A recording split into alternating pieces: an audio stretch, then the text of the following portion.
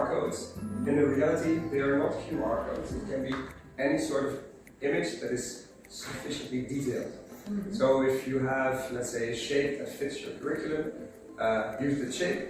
For this example, we just use these QR-like codes.